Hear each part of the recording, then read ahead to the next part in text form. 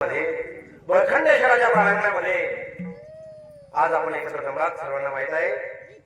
पण एक वक्त्याचा अध्यक्ष करतोय म्हणून सांगायचं असं की हा पर्व काळ आहे आणि पर्वणीचा काळ म्हणजे महाशिवरात्र आहे.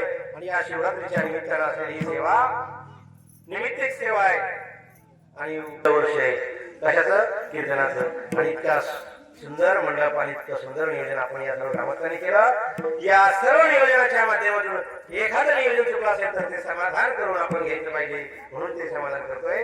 कारण की या बळखंडेश्वराच्या प्रांगणामध्ये आल्यानंतर जो आनंद मिळतो ना, तो आनंद ज्याला भगवान शिव कृपा केल्याशिवाय राहणार नाही. कारण या प्रांगणामध्ये प्रवेश करत असताना भगवान शिव विचार करतोय की माझा भक्त माझ्यापर्यंत आलाय आणि या प्रांगणामध्ये आल्यानंतर तो देव आपल्याला कृपा करण्याकरता सज्ज असतो.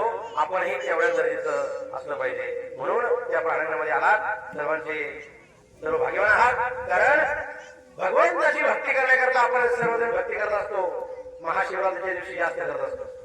कशी जास्त करत असतो त्या भगवान शिवाकडे जात असताना आज फक्त भगवान शिव सांगणार तुम्हाला, त्याही पेक्षा बळखंडेश्वराचं मंदिर किती पावन आहे, किती पवित्र आहे. आणि या पवित्र मातीला बघा डिस्टर्ब करू नका.